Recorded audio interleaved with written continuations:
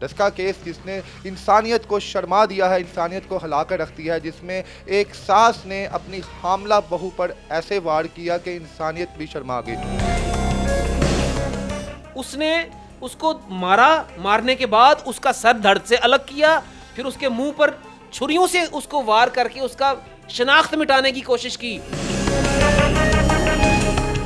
थैले में टुकड़े डाले, छोटी छोटी बोटियां की। तो बाकायदा लाहौर से कसाई बुलवाया गया, उसको पैसे दिए गए, उस कसाई को लालच दिया गया कि तुम्हें इटली भिजवाएंगे। ये हैं चुड़ैल, ये हैं इंसानियत के दुश्मन। बख्शिश नहीं होनी चाहिए। अब्दुल्ला नामी बच्चा था, उसको बारे में ये कहा जा रहा है उसके बिल्कुल भी नहीं पता था। 3 तोड़े फेंकने गया बच्चा। ये कैसे हो सकता है कि वो पूछ रहा जी 3-4 तोड़े फेंका है भर के, और बाद में पूछ रहा जी वो क्या था उसमें, तो माँ ने थप्पड़ मारा। ये स्टोरियां किसी और को सुनाए। जी अस्सलाम वालेकुम नाज़रीन, मैं हूं आपका मेज़बान इर्तज़ा भट्ट और आप देख रहे हैं न्यू डिश। नाज़रीन, बेटियां जो होती हैं वो बाप की जान होती हैं। बाप की जो जान होती है बेटियों के अंदर होती है। वो अपनी बेटियों की खुशियां देने के लिए दुनिया की हर किस्म की हद क्रॉस कर देते हैं, अपने आप को अजियत देता है, लेकिन बेटी को वो हर हाल में खुश रखता है।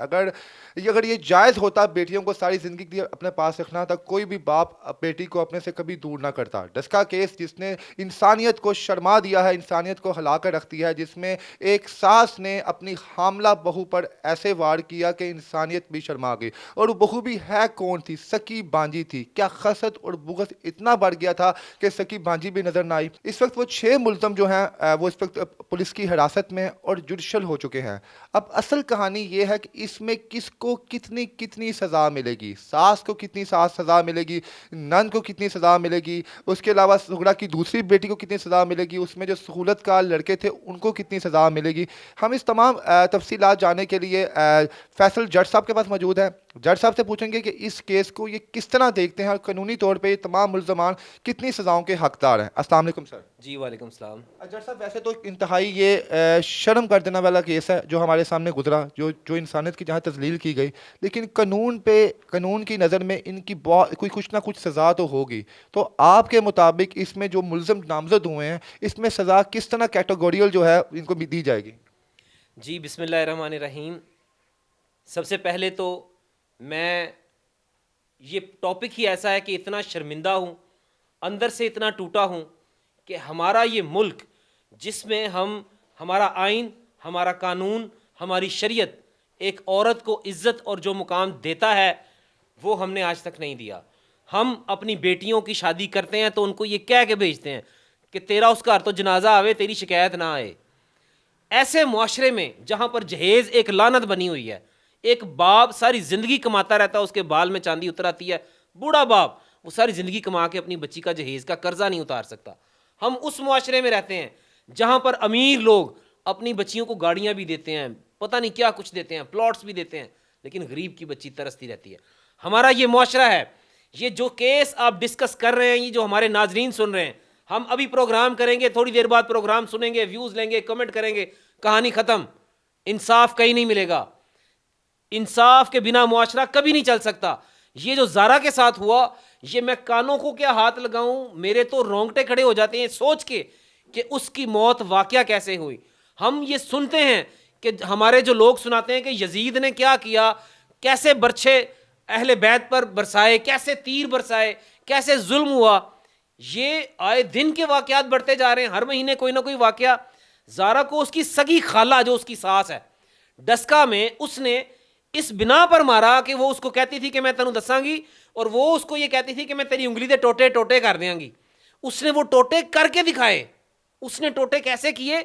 उसने उसको मारा, मारने के बाद उसका सर धड़ से अलग किया, फिर उसके मुंह पर छुरियों से उसको वार करके उसका शनाख्त मिटाने की कोशिश की, फिर उसके बाद उसके मुंह को जला के साइड पे रख दिया जैसे बकरे की सिरी भूनते हैं।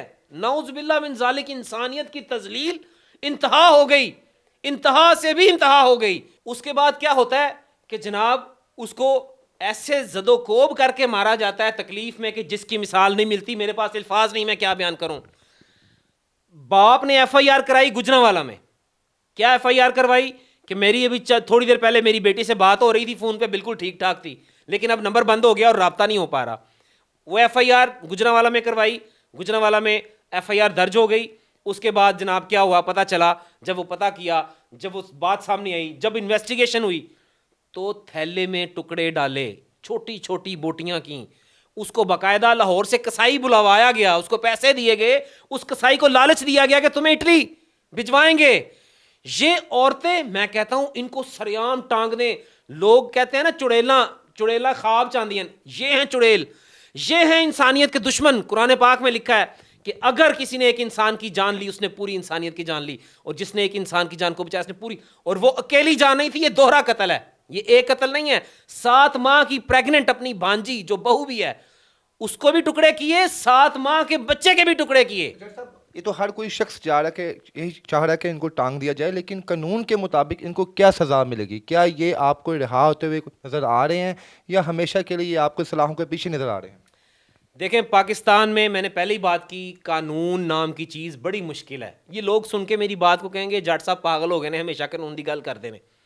पाकिस्तान में कानून एक ऐसा मकड़ी का जाला है जिसमें गरीब और कमज़ोर कीड़े मकोड़े फंस जाते हैं, ताकतवर इसको तोड़ के निकल जाता है। ये मैंने आपको स्ट्रेट जवाब दे दिया है।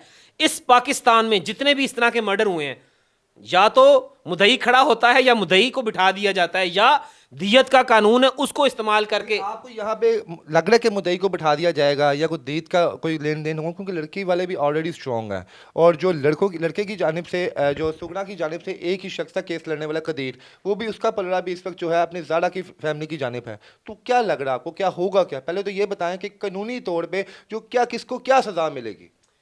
कानूनी तौर पे देखें, ये 302 है, ये पाकिस्तान पीनल कोड 302, इक़दाम कत्ल, इंटेंशनली किसी को मारना, जान से मार देना, इसकी सज़ाए मौत है। तो इसमें सज़ाए मौत एक शख्स को मिलेगी या तीनों को मिलेगी? हाँ, बड़ा अच्छा क्वेश्चन है। जब भी कोई एक वारदात होती है, जब भी कोई एक गुनाह होता है, उस क्राइम के साथ जो जो लोग खड़े हैं, जिन जिन लोगों ने हेल्प की है, जिन जिन लोगों ने थैला उठा के पानी में फेंके हैं, जिस जिसने टुकड़े किए हैं, जिस जिसने इसकी इंफॉर्मेशन पहुंचाई, जो जो उस वक्त मौजूद थे, जिस जिस को इल्म था कि ये उसका मर्डर हो रहा है, वो सब के ऊपर 302 लगेगी और सबको सजा होगी।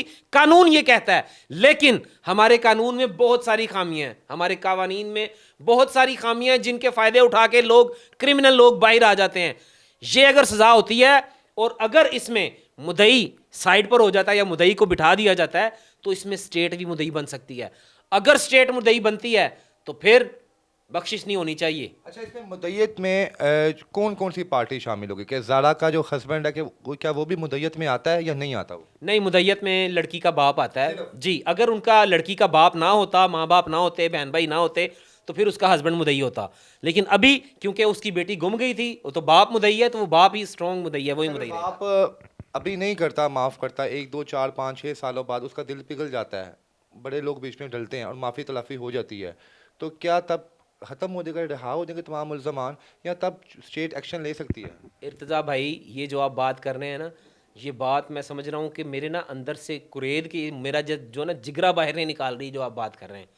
जो बेटियों वाले हैं ना, वो तो सवाल ही पैदा नहीं होता कि उस किसी की बेटी को टुकड़े टुकड़े करके मारा है और अलग अलग जगहों पे फेंका है, और जनाब 6 लोग पकड़े गए हैं, और वो सगी खाला है उसकी, ये कैसे बख्शेगा बाप?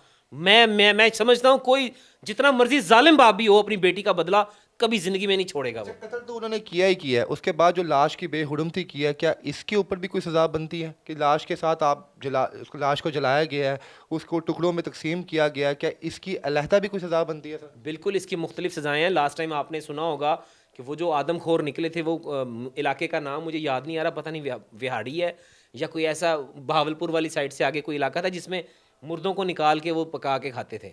उनके ऊपर उस वक्त कानून नहीं था, फिर कानून बनाया गया था कि जो भी लाश की बेहुरमती करेगा उसको उसकी सज़ा मिलेगी। तो उसकी मुख्तलिफ जो सज़ा है वो आर्डिनेंस पास हुआ है 302 के साथ, लाश की बेहुरमती, औरत की बेहुरमती, और फिर ज़दोकोब करना, और भी काफ़ी सारी रिवाज शामिल होंगी इसमें। सर, ख़वातीन को तो सज़ाए मौत में पाकिस्तान में देना ख़त्म हो गई हुई है, तो क्या इनको उम्र कैद होगी सुगरा बीबी को और उसकी जो बेटी है यास्मीन को? मतलब कि हम ये जानना चाह रहे हैं कि अगर सज़ाए मौत नहीं होती, ठीक है, तो कम से कम कितने साल की सज़ा इनको होगी? जी, अगर सज़ाए मौत नहीं होती है तो फिर सज़ाए मौत के बाद जो है वो उम्र कैद होती है, जो 25 साल सज़ा है।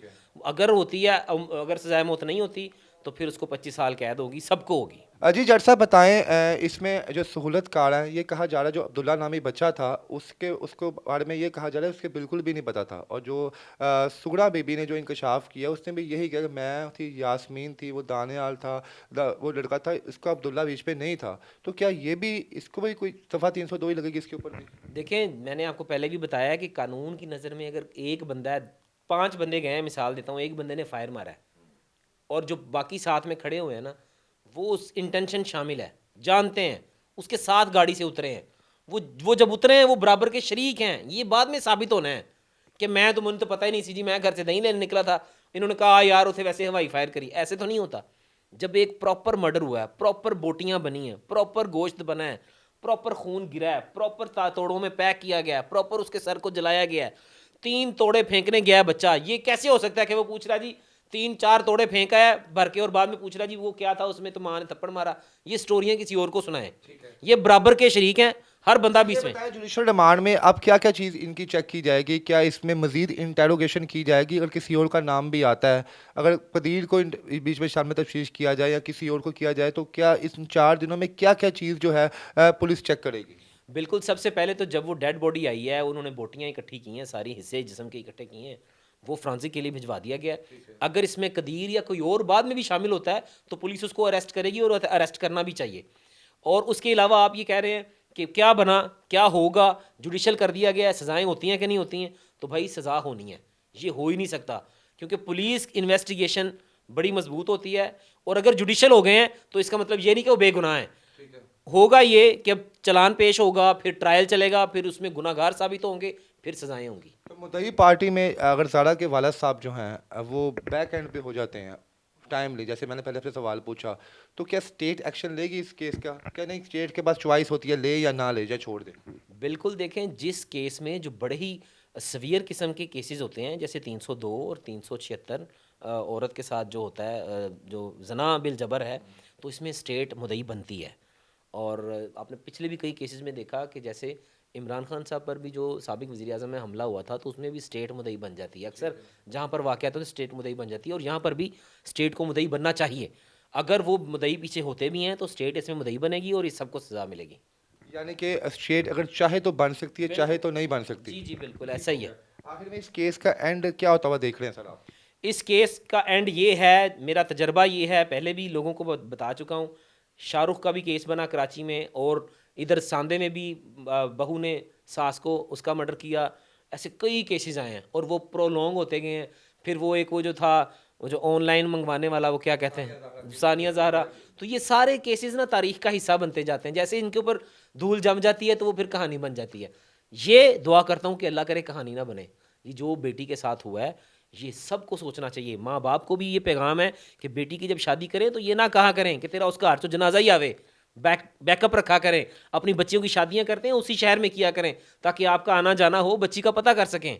जैसे वैसे 50% तो केस वकील के हाथ में होता है, चाहे जिस मर्जी साइड पे केस का रुख मोड़ दे। अगर आपको ये विक्टिम फैमिली अगर आपको अपना वकील हायर करना चाहे तो अपनी सर्विसेज देंगे और इन मुल्ज़मान को कैफरे किरदार तक पहुंचाएंगे आप? मैं आपसे पहले भी एक इंटरव्यू दे चुका हूँ और मैं अलल ऐलान सोशल मीडिया पर कहता हूँ कि मैं हमेशा मजलूम के साथ खड़ा होता हूँ, क्योंकि हमेशा रूल ऑफ लॉ की मैंने लड़ाई लड़ी है। रूल ऑफ लॉ की लड़ाई लड़ते हुए भी पिछले दिनों पीजीसी का एक मैटर बना तो हुकूमत ने जनाब मुझे अरेस्ट करवाया, लेकिन अल्लाह ने मुझे सुरखरू किया, क्योंकि मैं हमेशा मजलूमों के साथ खड़ा होता हूँ। अगर ये मुद्दई ज़ारा के वालिद या फैमिली मुझसे रब्ता करते हैं, मैं फ्री ऑफ कॉस्ट इनका केस लड़ूंगा, 1 रुपया भी इनसे नहीं लूँगा।